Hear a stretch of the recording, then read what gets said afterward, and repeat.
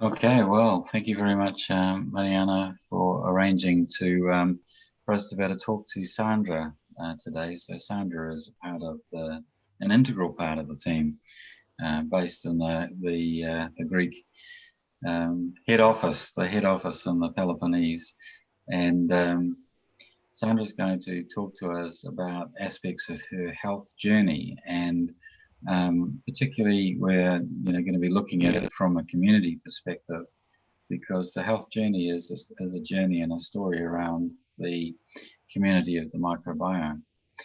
And we're going to break with the normal tradition here, and Mariana is going to translate for Sandra, and Sandra will be doing her best to actually understand what I'm saying, but if she needs help, she'll have help from Mariana, and Ika, who's also another stalwart from the Peloponnese team, will be providing support. So thank you to Ika for that role, and also obviously Mariana for the role as well. So I wonder if, Sandra, if you could give us some details about the presentation of this atopic condition, the skin condition. So tell us about it. Der Hautzustand war also immer wieder Schübe, die bis zu 90% offene Haut, bis auf die Hand- und Fußsohlen, also Handflächen und Fußsohlen, Gesicht, Kopfhaut, alles betroffen. Langsam, ich muss übersetzen. Ja. In the worst times, her whole body was affected by the atopic eczema. It's only the inner part of the hands, the palms, and the inner part of the feet soles that were not affected. And at worst times, 90% of the skin was open. So it was tremendous suffering she experienced. Yes, go on. Und natürlich blieb die Kleidung dann auch überall kleben. Also alles, was ich anhatte, klebte an mir. Everything she tried to wear as clothes was sticking on the liquid that came from the skin. So just to point out what suffering in atopic eczema can mean. Yeah. No, it's extremely, well, it is extreme. It's absolutely extreme. And so tell us about, how you are at the moment. How are you at the moment? Im Moment sieht es so aus, dass sich meine Haut von Tag zu Tag bessert. Man sieht es im Gesicht. Letztes Jahr sah ich ganz grusig noch im Gesicht aus. Der Rücken wächst zu. Es sind nur noch punktuell Stellen offen. Bauch und Brust wächst zu. Die war auch fast komplett offen. Und im Moment ist das Schlimmste nur noch die Arme. In the moment she's very happy because the skin in the face has healed. There's no redness, not even under the eyes, nothing. And the back, which has been totally open, has healed. It's only spot-wise that problems are still there. And the chest has healed already. The remaining thing is the arms. Everything else has gone already. So the traditional way of viewing this condition is that it's an immune issue, and under normal circumstances it would be they would attempt to treat it with drugs. What was what was your experience, Sandra, with the medication that was provided by the doctors?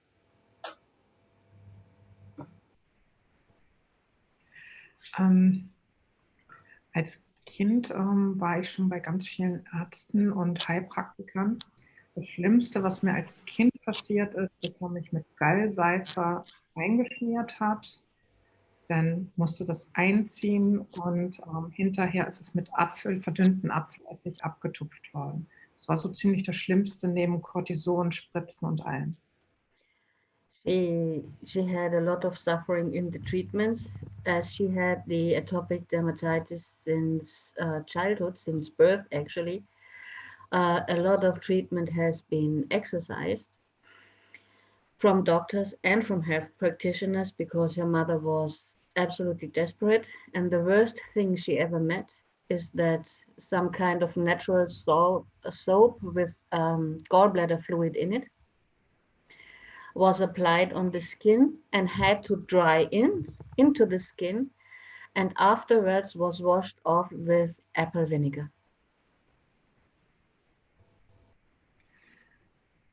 Es war Horror. This has been horror for her. Yeah, I can only imagine. So, explain what you have been doing recently to dramatically improve the situation. What have you been recently doing?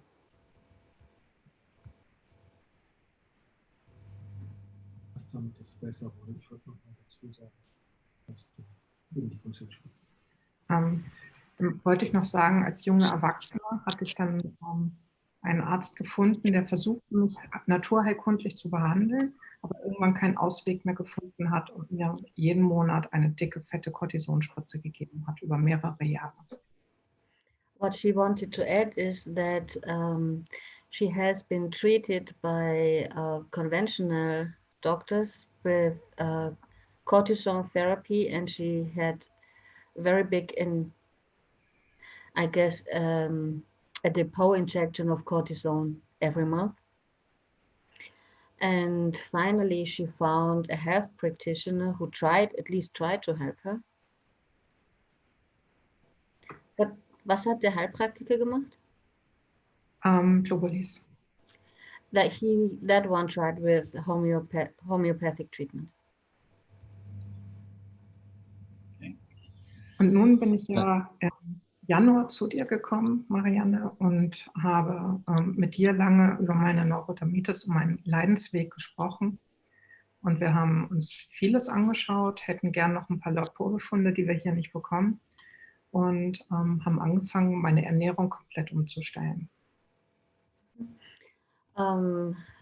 Nothing ever helped really.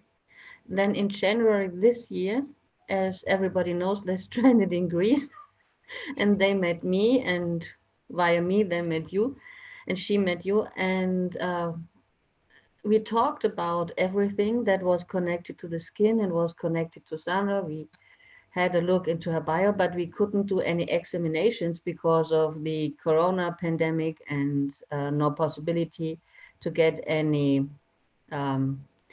diagnosis from a hospital. So we had to treat from experience. And the only thing we actually did was totally convert the food she did eat.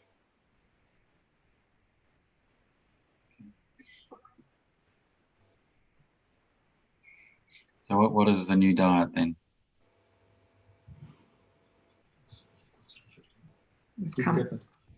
Das war akustisch zu leise. Was du jetzt isst, wollte er wissen. Ich esse morgens, mittags, abends Kartoffeln mit einem bisschen Gemüse, wo wir aufgetestet haben, was ich vertrage, was ich nicht vertrage. Also alles, was Blähung und Durchfall weiter erzeugt, ist wieder rausgestrichen. Alles, was mir gut bekommt, bleibt im Speiseplan drin.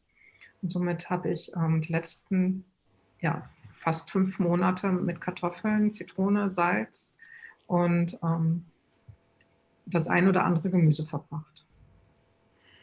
As you know, we reduce the diet to potatoes 3 times a day, and she gets the vegetables which do not induce diarrhea or bloatings in the abdomen. So we had to test by eating, and she gets only cooked things. Only at noon she's allowed to get a bit of cucumber in the raw form.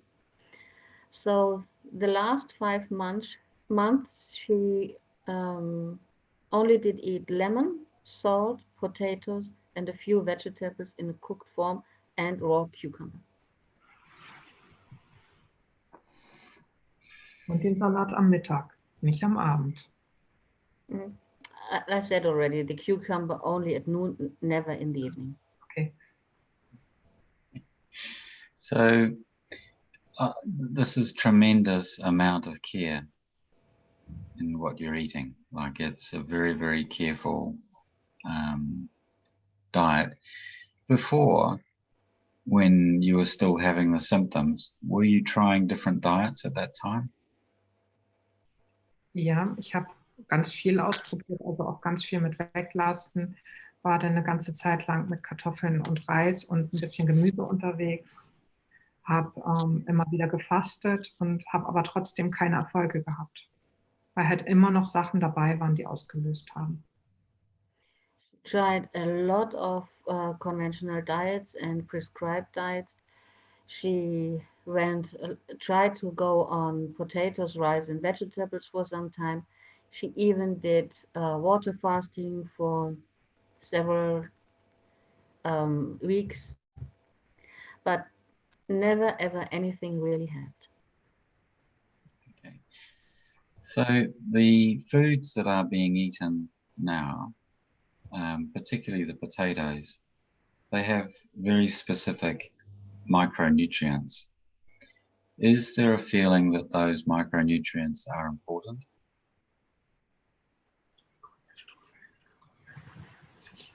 Ich denke, ich kaufe immer beim gleichen Bauern die Kartoffeln hier in Griechenland auf dem Markt. Er freut sich schon immer, wenn ich komme.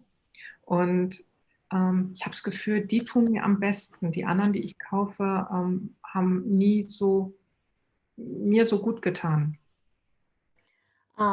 She said a very interesting thing. She said she goes to a specific farmer on Sundays on a specific market, and she buys the potatoes there because she learned that especially those potatoes are very good for her and they taste very good for her. Okay. So what very natural Greek market potatoes.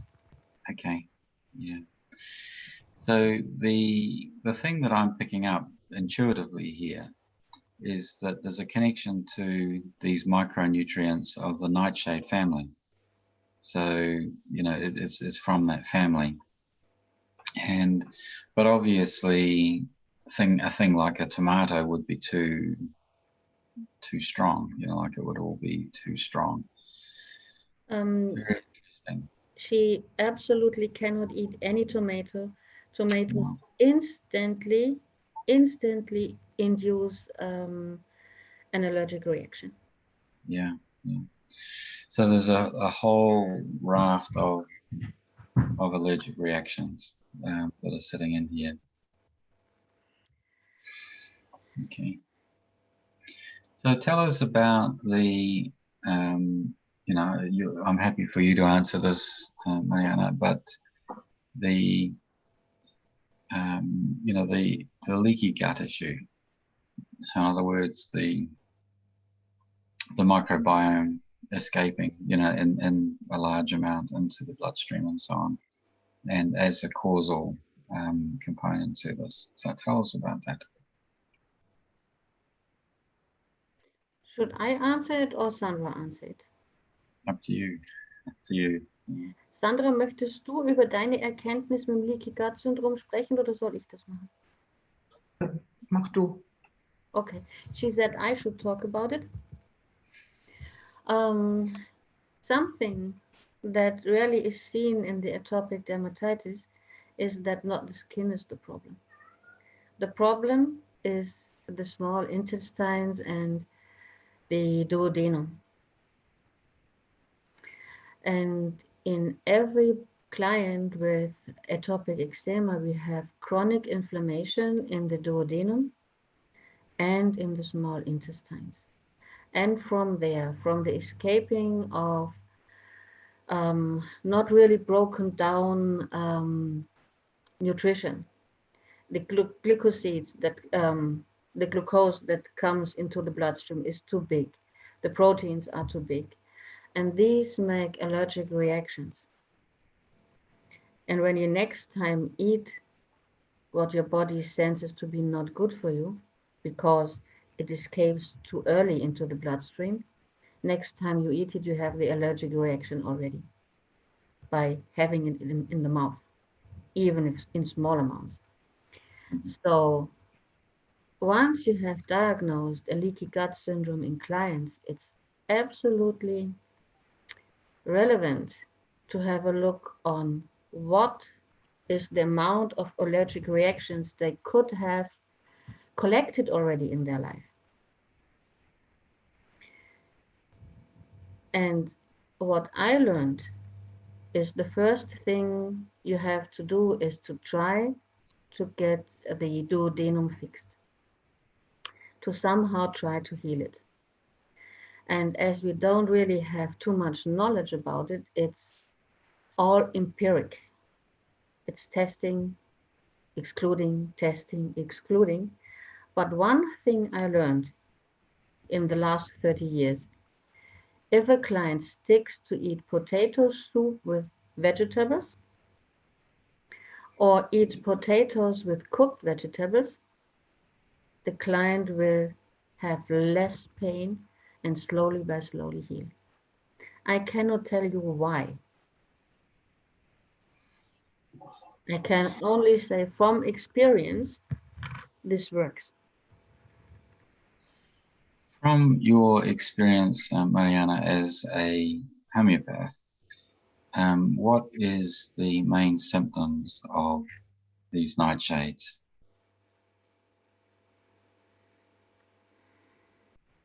There are not really too much testings in the nightshades, and I'm not so good in plant families, overall testings and symptoms. I would have to explore that. But from the nature of the plant, they are definitely plants with strong character. They are plants that cannot stand too much sun, that need water.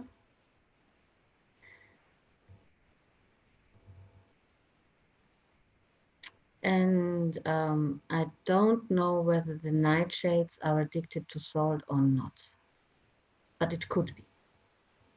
Okay. As we've been talking, I continually am getting the sense that the diet, so Sandra's diet, with so many potatoes and so on, it's the idea behind these nightshade chemicals, which is a homeopathic concept, like it's the energy or resonance of it. Mm-hmm. And I think that's really interesting, really, potentially very interesting and very useful. So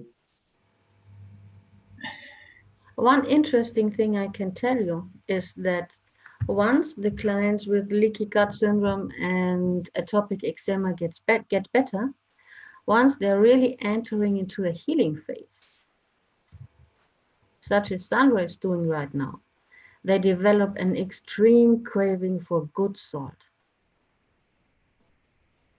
Okay. And she was a person who never salted. And now the salt is running around her. Where she's going, the salt is with her. Okay. Well, that's interesting. I wonder, Sandra, if you could tell us more about the foods that you crave for. So you're craving for the salt. Are there other foods that you would like to eat but you don't feel you can?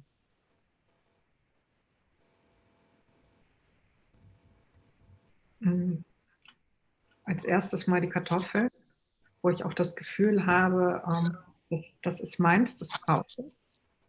Und die Zucchini und Aubergine sind recht häufig dann doch in der Tasche, nachdem ich auf dem Markt war.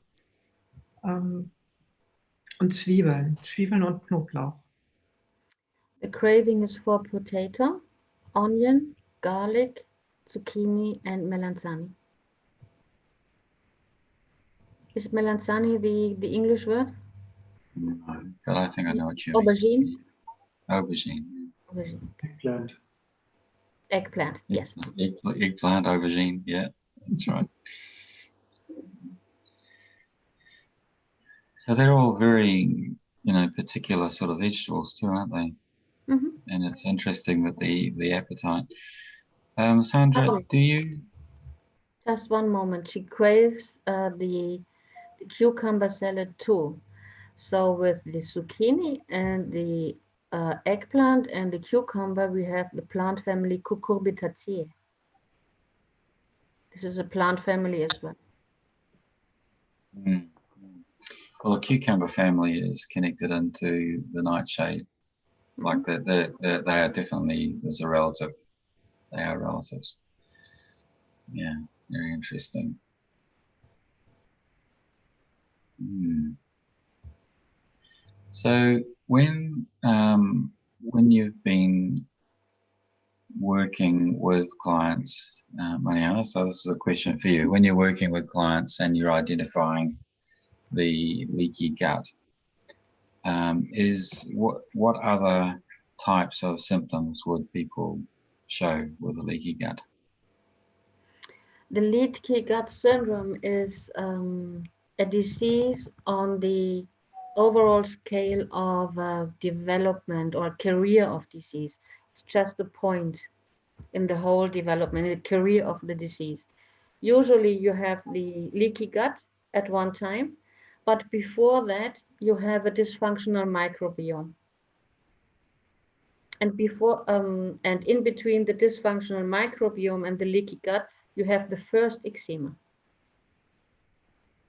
And if the thing goes on from the leaky gut further, then you will find high fever and asthma, and after that autoimmune disease, and after that total failure.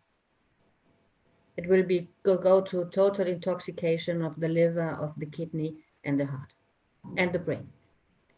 And close to the leaky gut syndrome, very close, there is starting of headache and sometimes migraine. But all these points of the disease, they belong together. It's just a career of the same disease that starts with a dysfunctional microbiome, which, as far as I can see, goes from fermentation to rotting, to a failure in the production and in the splitting of the fibers. It begins this thing of producing alcohol in an anaerobic environment. And a lot of toxins, according to that. And the more the toxins mount up, the more the headache mounts up, naturally. So talk us through, the process of, the microbiome. So where, Sandra, you were saying that you had, these symptoms from a small child, and at what point or how did it come to pass that the microbiome became unbalanced, and what is meant for people watching? What is meant by the microbiome having a problem?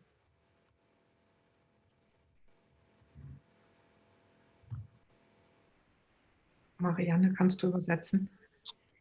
Hat gesagt, bei dir hat es ja als Kind begonnen, und wo ist das Mikrobiom aus der Balance geraten? Oder wie kann das passieren, dass man das dann als Baby schon hat? Das kann ich nicht sagen. Ich war halt als Säugling 6 Wochen im Krankenhaus, und meine Mutter erinnert sich nur daran, dass ich wegen Magen-Darm-Problemen 6 Wochen im Krankenhaus war, bevor ich ein halbes Jahr alt war. Before she has been half-year old as a little baby, she already has been in the clinic with gastrointestinal symptoms and a lot of bloating and problems. And this is the point where we should think of the mother. So Sandra, best is you tell us a bit about your mother. von meiner Mutter erzählen. Sie hat während der Schwangerschaft auch geraucht, viel Ungesundes gegessen, viel Stress gehabt, auch selber Anzeichen von Neurodermatitis und Allergien.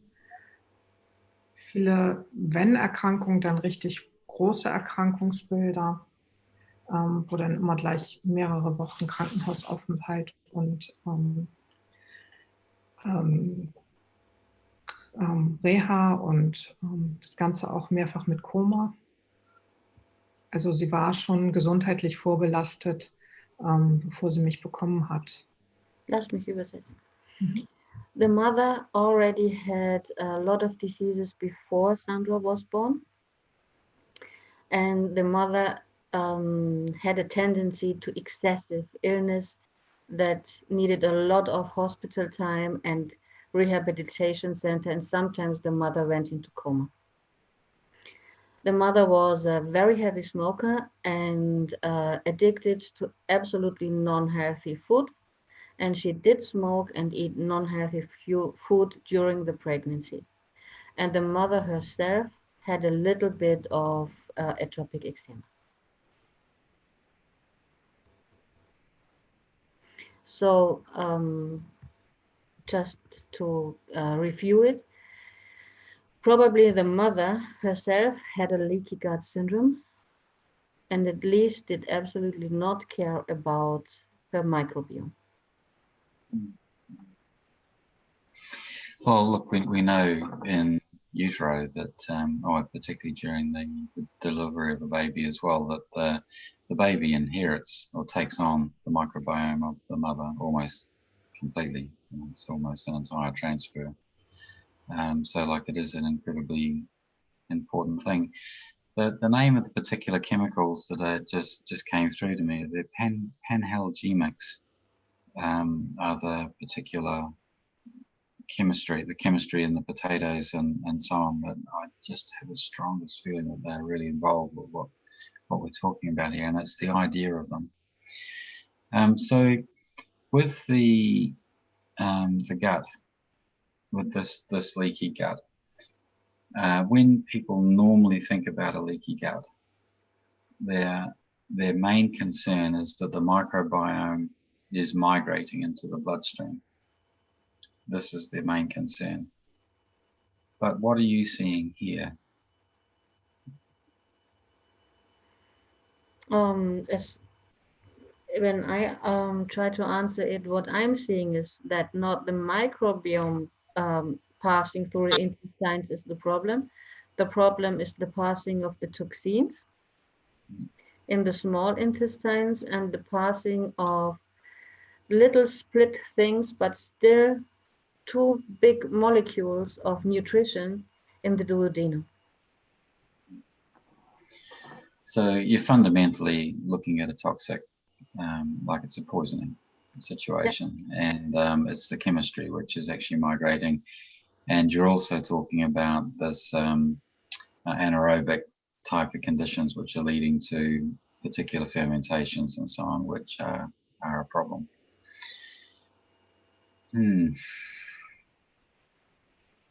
And Sandra is a very good example that nutrition-based change gives the microbiome possibility to restitute and get back to balance, because what we mainly do is get off all the acids. And somehow that helps them. They must have a lot of self-healing power. And you can enhance the whole process if you take the effect of microorganisms from Professor Taro Higa from Japan, which originally have been developed for animals and for plants, but they help tremendously. And after that, we have to think about the healing of the intestines, small intestines and the duodenum, and that usually takes up to 1 year till this restitutes, and after that you still have the memory cells in the bloodstream. So they will remember 1 year further whether you are allergic to something or not. So if you really want to get off atopic eczema, there's a healing time or a treatment time of 2 years. And these 2 years are years where diet is the main topic. And this is why usually conventional medicine cannot cope with it. No, absolutely not. So how would a diet of the kinds of food that you're having, Sandra, if you talk to your doctor about that diet, what comments does the doctor have to say?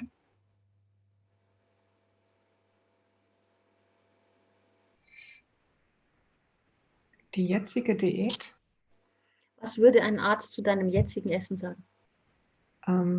er würde mir sagen, der Arzt, dass es ziemlich einseitig wäre. A doctor would say that it is too monotonous. Not enough diversity. And, you know, if you were to talk to, or have you spoken to a nutritionist, like outside of the doctor? So I'm talking about somebody from natural medicine, a nutritionist. Hast du einen Ernährungsberater mal zugezogen? Nein. She hadn't talked to one.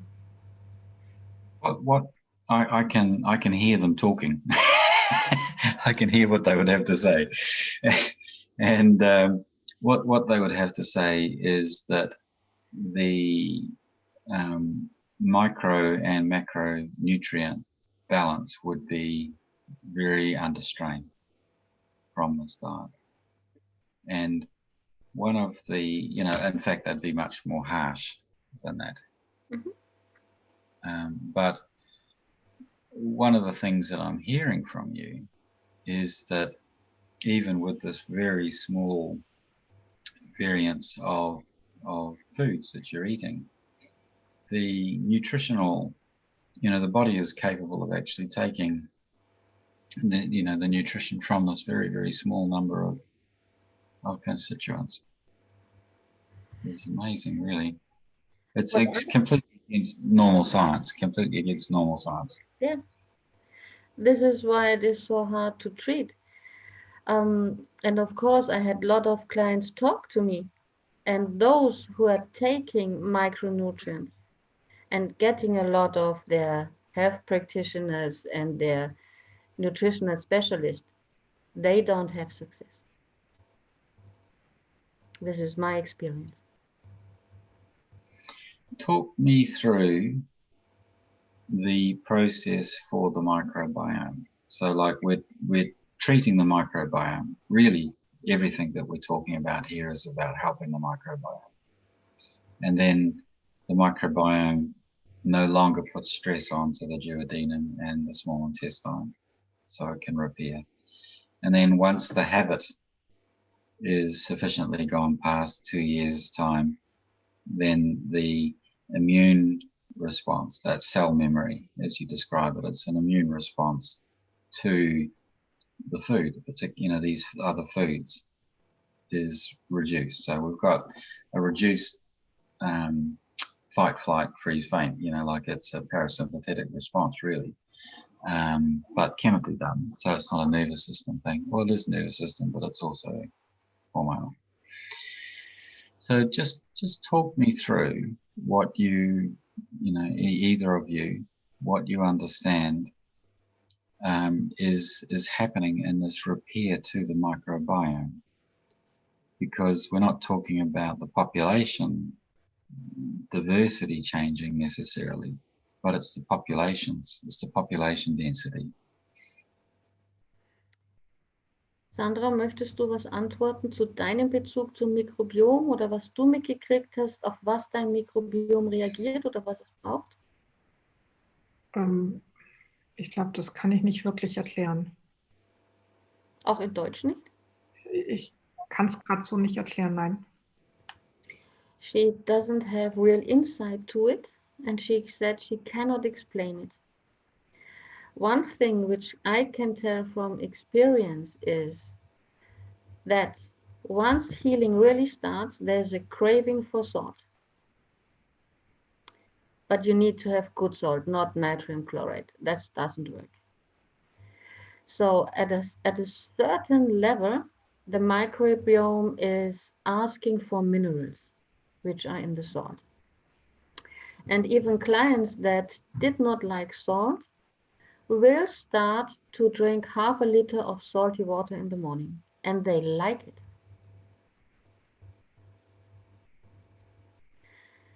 And one thing is that sometime in between, this is very intermittent.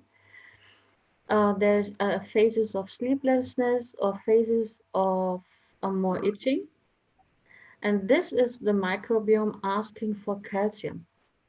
And if you give them 3 days, 1 gram, 1000 milligrams of calcium, then they're fine again. And this comes intermittent. They ask for it. And they tell by itching. And the itching instantly stops once you take the calcium. So that's a huge dose of calcium that you're talking about. Yeah. Doesn't work with a minor dose. It needs to be at the end of the treatment when 500 milligrams are sufficient. And even when you have a healed client, it can be when the client comes under stress again, may it by electrosmog or may be it by stress, increased stress levels. The first thing is the itching, even without eczema. If you take calcium, the microbiome is softened.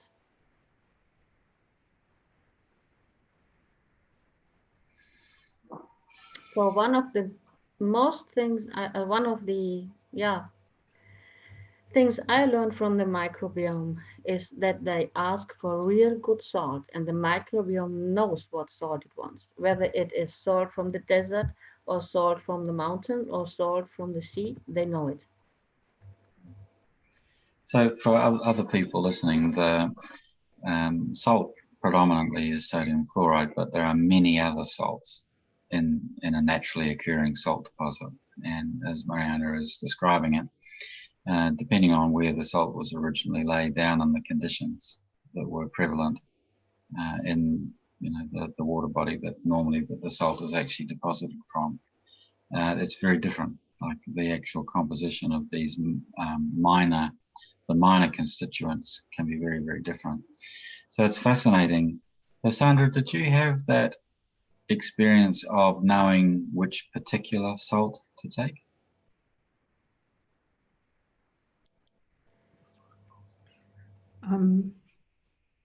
Früher hatte ich das Gefühl nicht. Heute ist es viel, viel besser geworden durch dieses doch sehr monotone Essen und dieses doch Zurückhaltung mit vielen anderen Sachen und das ein bisschen Entstressen, merke ich viel mehr, was mein Körper braucht und auch welches Salz ich dann brauche. In former times she did not know, but the more monotonous she's eating, the more clarity she gets about what she wants, and now she can decide between the salts. Okay. But I didn't offer her a lot of variety of salts because of the lockdown. I don't have it. I usually have 6 or 7 types of salt at home. Okay. So this is a master skill, Sandra, that you're developing. The skill to be able to determine these micronutrient quantities, like these minerals is actually minerals that are required. This is a wonderful thing that you're doing. And another thing I can tell you, as long as there's an overgrowth with candida, clients don't like lemon. Once the candida is balancing, they crave lemon. They crave lemon, and in an intermittent phase, they crave rosemary. Okay. So from a practitioner perspective, these are wonderful symptoms as signposts, aren't they? Yeah, tremendous signposts. about what to do and so on.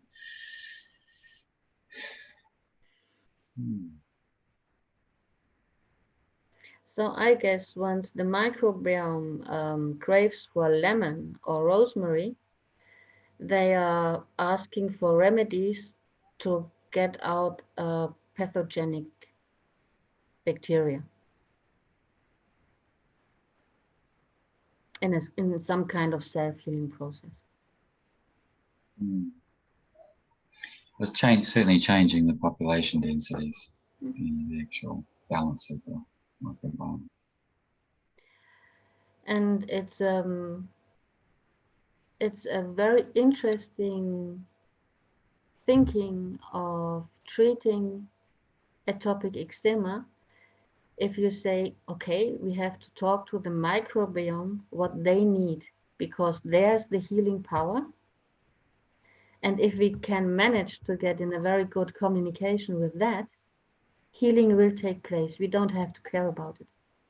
The only thing we have to care about is very good communication and instinctive communication with the microbiome, and learn from it. Learn by trial and error.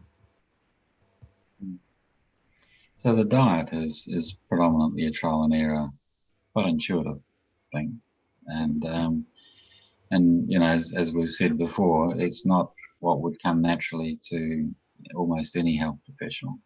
You know what you're finding, but it is about what we're talking about is the business of listening, being able to actually listen to what's going on, listen intuitively to the body. Sandra, can you tell us what you did in terms of skin treatment over the last 40 years? Oh ja, ich habe eine ganze Menge gemacht.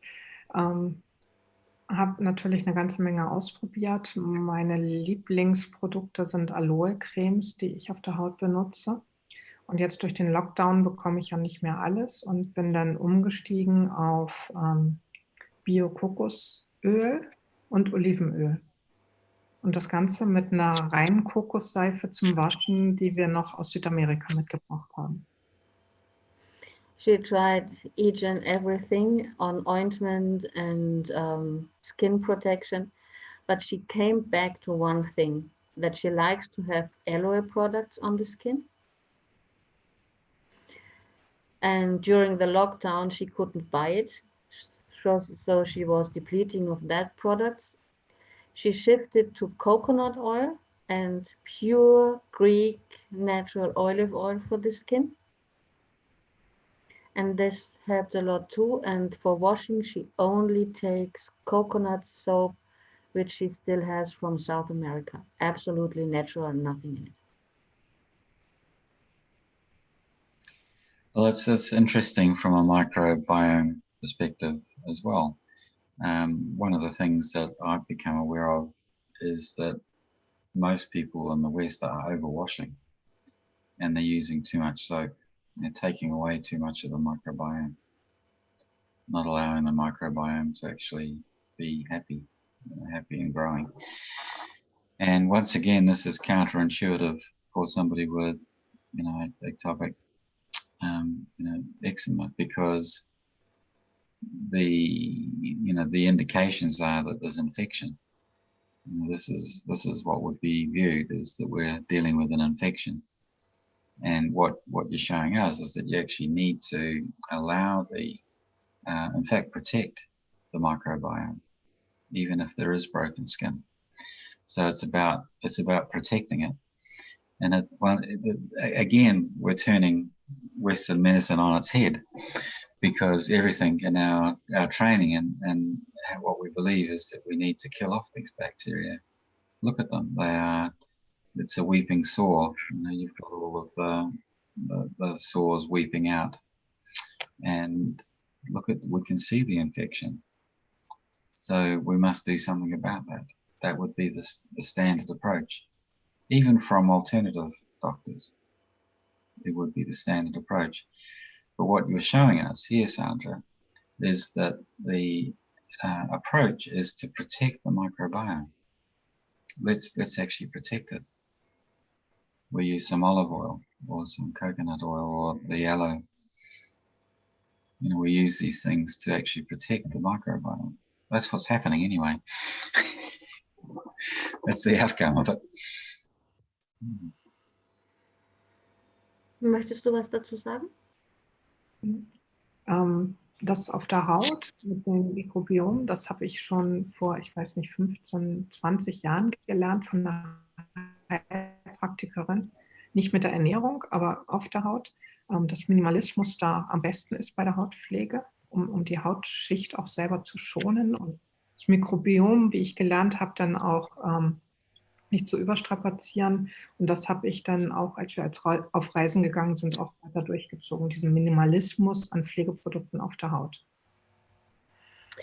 15 years ago, she learned from a health practitioner that minimalism in skincare is very important. And since that, she's doing that. So that could be a fear-based approach, like it could be done from a fear-based approach, is that we're too sensitive, we're too delicate, and so on. So that is one approach. Or what I'm hearing Sandra is doing is she's saying, what I'm going to do is I'm going to protect this microbiome. I'm going to look after it. It's a different, like it's a whole different energy. And it's something in there which is tied into these panalgemics as well. I keep getting this information all the time. It's in the idea of it. It's in the idea of it. What's in the potatoes is to protect. Sandra had a lot of itching on the head and a lot of atopic eczema on the head skin. And so I showed her the old Greek recipe of doing a package with warm olive oil and a bit of rosemary on the head. And of course, she said, ooh, oil on the head. Warm oil especially.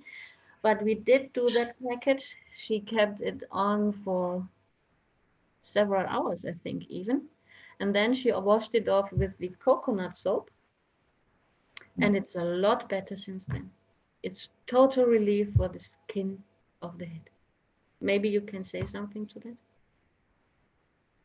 Ja, es war schon ein komisches Gefühl, das ganze Öl auf dem Kopf zu haben und dann das Auswaschen war ja schon schwierig. Es blieb ja auch vom Feeling her, blieb es ja noch über Tage gefühlt drin.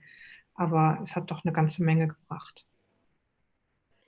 She said it was somehow disgusting feeling with all the oil in the hair. And it was very hard to wash off, and it took several days till the rest of the oil were gone.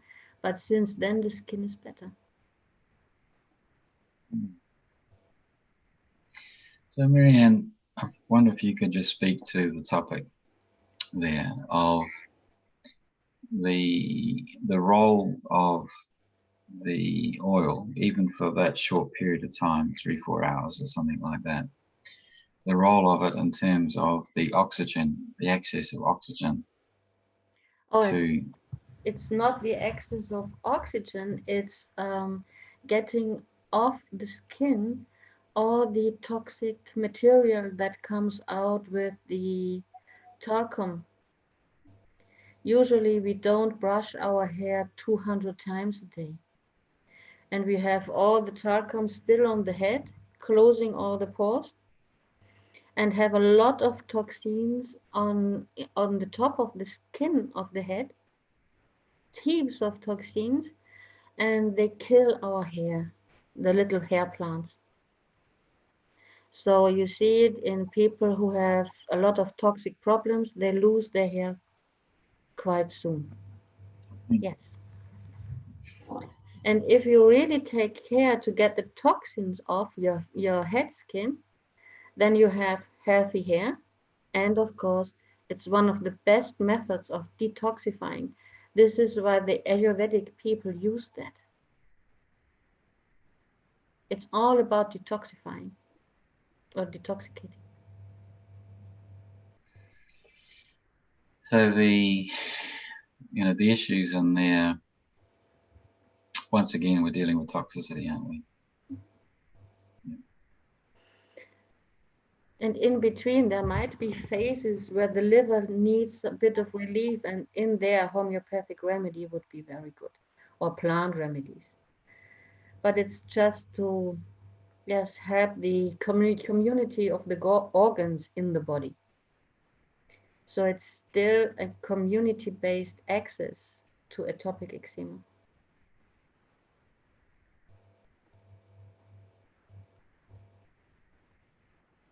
Do you have any feeling about,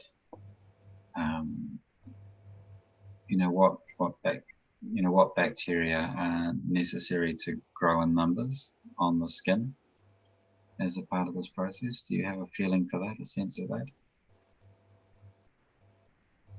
Sandra, hast du ein Gefühl, für welche Bakterien es mehr oder weniger auf der Haut braucht? Nein, ich hatte gerade auf Eike gewartet. Der hat es auch übersetzt.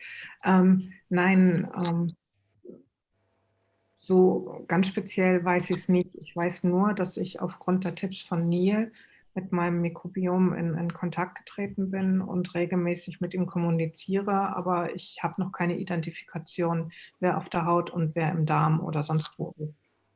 Auf jeden Fall sind wir so gut in Kontakt, dass mein Stück Kuchen zum Geburtstag ich vertragen habe. She said that she doesn't really know the names of the bacteria which she has on the skin and not, and she doesn't feel the fractals of the microbiome on the skin, but she knows that since you talked with her about talking to the microbiome, that a balancing process started and that the microbiome feels seen. And since then, there is an embetterment.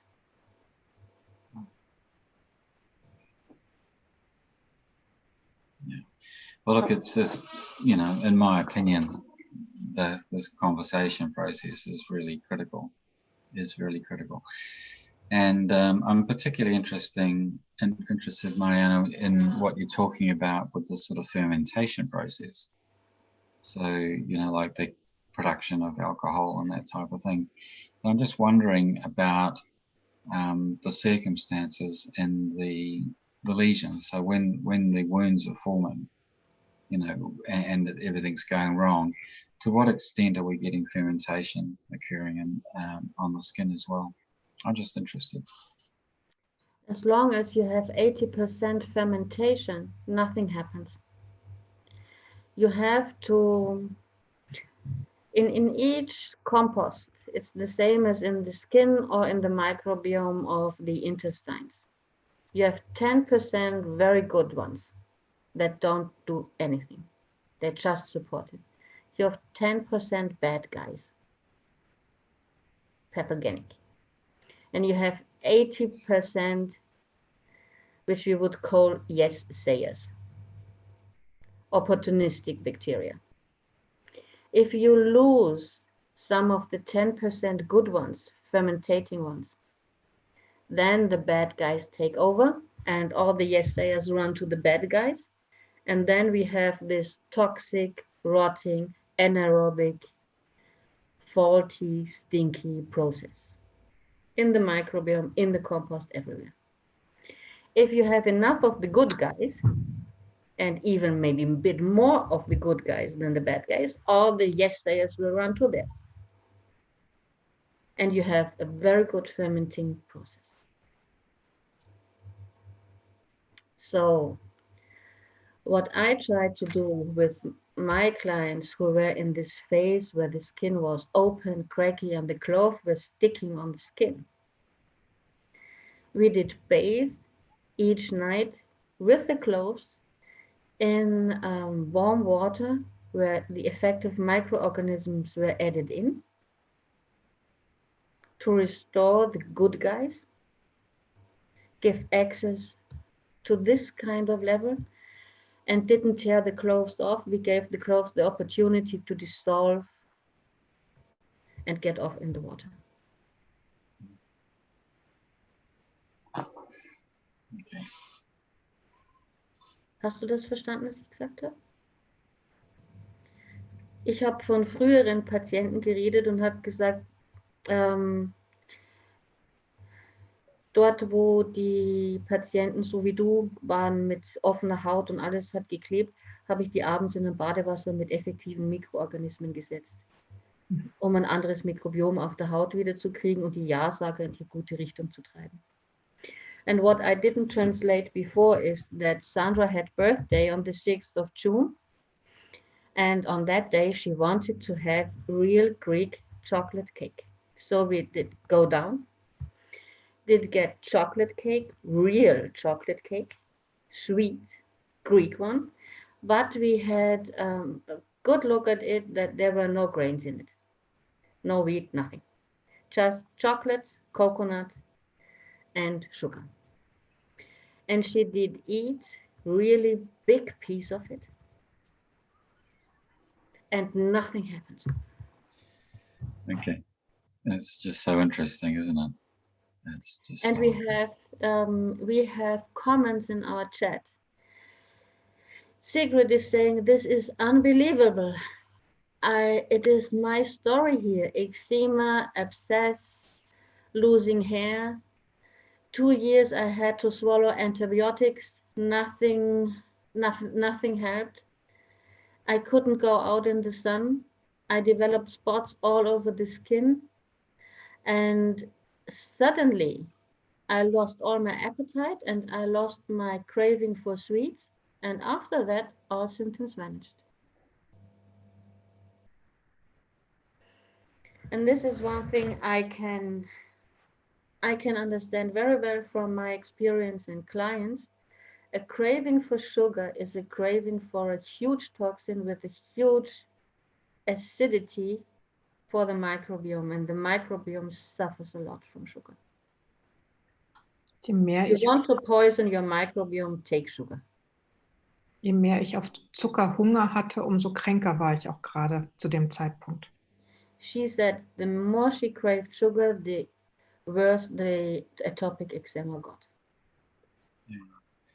So, for people watching here, that there's a couple of things that go on. One of them is that the fungi, which are another microbiome sort of class, they, the yeast, they become very active, and the alcohol production that we were talking about earlier is really to do with the fungus. It's not necessarily from a bacterial process at all.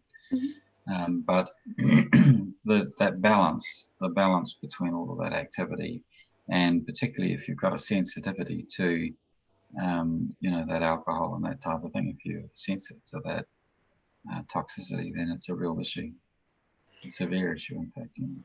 What I can add on that is the more sugar you take, the more fungi overgrowth you get in the microbiome.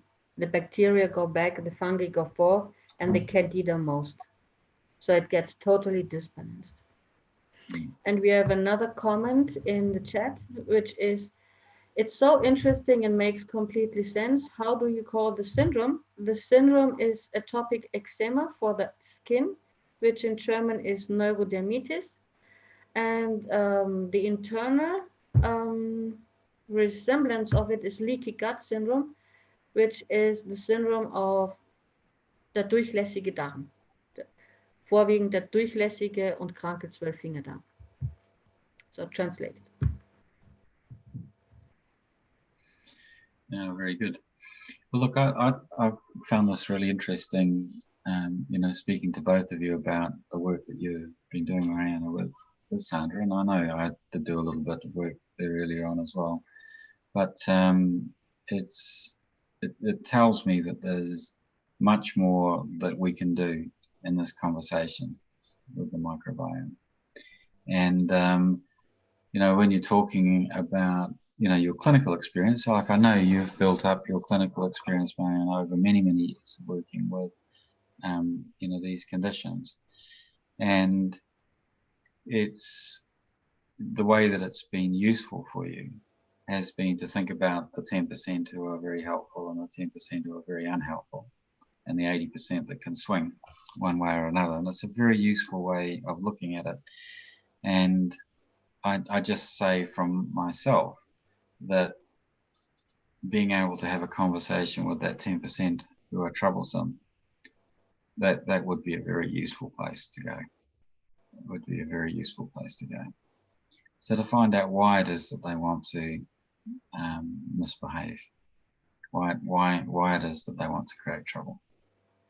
I don't think that they are misbehaving or trouble creators. They are just what they are. And in the microbiome, we need kinds of bacteria who are able for this alcoholic breakdowns. We need bacteria that can offer toxins or live in more acidity as others. They are just what they are. They just have to keep their place and space and not overgrow. This is the main thing. So that's the Not point. about them. The point is why it is that they are feeling the need to actually grow in proportion to the rest of the microbiome. And the current view is that it's a competitive process, so they're competing with each other. Whereas the view that we're proposing is that it's a cooperative process. It can't, it should be. Like if it's given the opportunity, it will be cooperative. I definitely think so. I think it's all about creating the milieu. And this is what we as the bigger picture do. We as the human being decide what food we eat, what thoughts we think, what emotions we have. And this levels the acidity in the intestines, the thinking as well as the feeling as well as the food. And depending on the acidity and the minerals that are there, we have a different kind of milieu.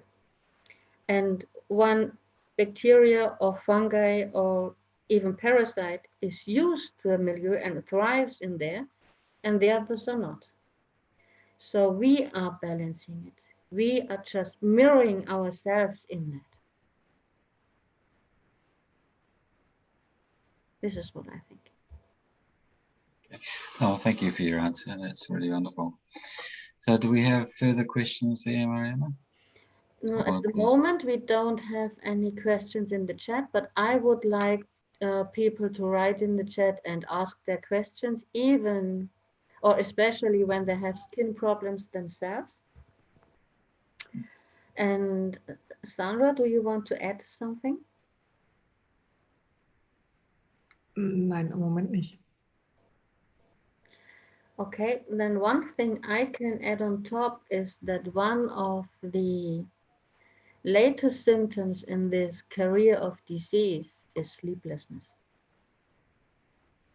And once you have sleeplessness and bloating in abdomen and maybe a bit of eczema on the skin and maybe a bit of headache, and you want to know what disease you have because no doctor can help you, just take 3 days, 1 gram or 1000 milligrams of calcium. If you can sleep after that, you know what you have. It's empiric diagnosis. Very nice. I like that. Yeah. Diagnose the undiagnosable. Yeah, that's wonderful. This is a very technical, maybe German thinking engineer approach on things. But it's working. And it's working if you don't have means of diagnosis and don't have a lot of devices and don't want to do a lot of blood testing, which even might not give you the real answer. But you can see whether you are in that kind of career by taking these 3 grams of calcium, 1 each day. And if you really feel better after that, you know that your disease is a disbalanced microbiome. And once you know that, you can find a practitioner who can help you.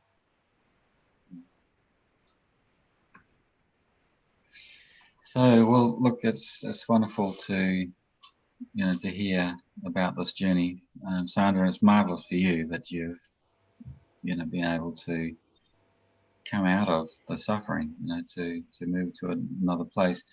We've not really covered off the psychological or the thought-based aspects. Was there something along those lines that you wanted to talk about? Sandra, die emotionalen und intellektuellen Aspekte, die zu dieser Krankheit gehören, da würde Neil gern was hören und ich halte das für sehr wichtig.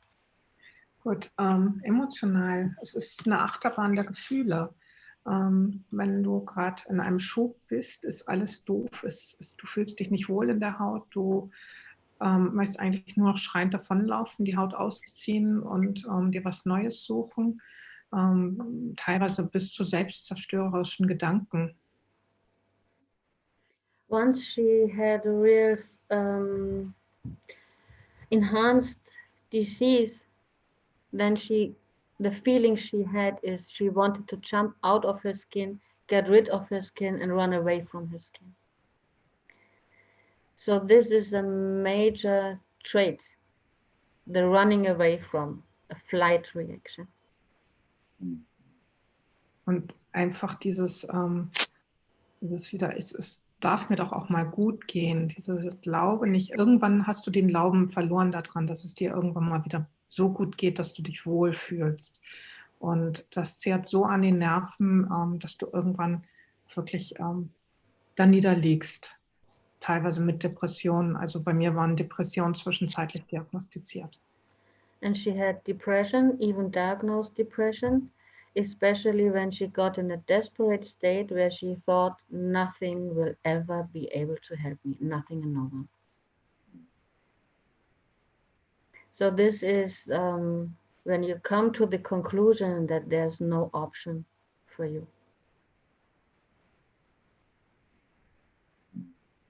Well, look, sentence. Yeah, the interesting thing is that 10% who overact, the 10% that overact, they are responding to that depletion, that depression depletion. And so it is sadness is one of the fundamental aspects in there. And, you know, what you're doing by getting comfortable to be inside your skin, to find yourself within yourself, then that removes a lot of that need for that overacting of those acidic microflora, acid producing ones. It's a direct causal relationship from what I can see. What I could see over all the years is that the balancing of the microbiome gets along with the balancing of the emotions of the client and the balancing of the thoughts. This takes place at the same moment.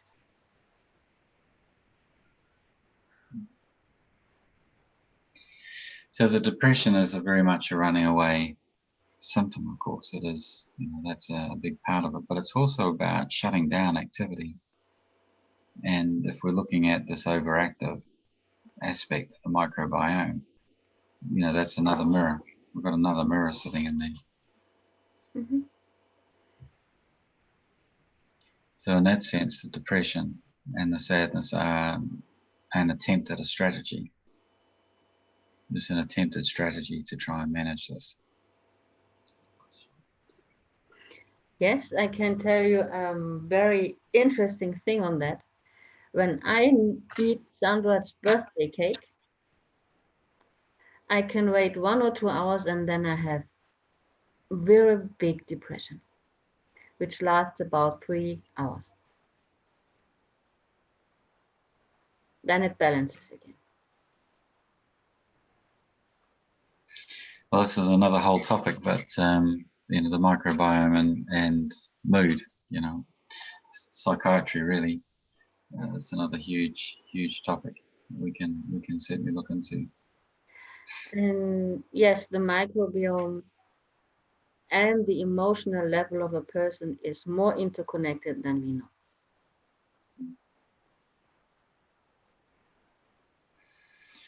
Well, look, as I say, I'm very grateful for your story, Sandra, and Mariana for so ably managing the interface between Sandra's experience and your medical experience, and you know, your therapeutic work that you've done for many years. You've talked to me for many years about this work that you've been doing with this issue with acid foods and the response to the microbiome to it. So I feel as though we've done a really good job of exploring this. So thank you both. I thank you too. And what we need to explore further is the emotional and the intellectual influence on the microbiome. Yeah. Because I know the microbiome has a lot of self-healing possibility, but it might be influenced by strong intentions from an individual or the ego. And if that is possible, it can be healed and balanced as well by practice, resilience practice, coherence practice. Definitely.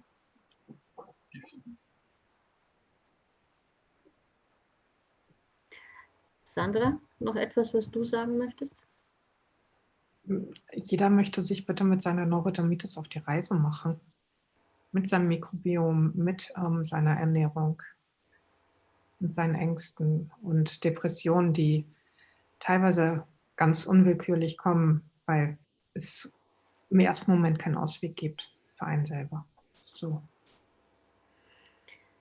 Atopic eczema is a big journey, and it's a journey about getting to know yourself, balancing your emotions, balancing your thoughts, balancing your microbiome.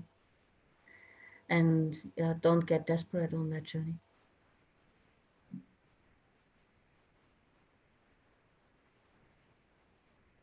Wonderful advice. Well, thank you so much. Is there any question from our listeners? If not, then we are closing here. So I'm having a great big look on the chat, on the monitor near me. So Sigrid or Bettina, if you still have some questions, please write them.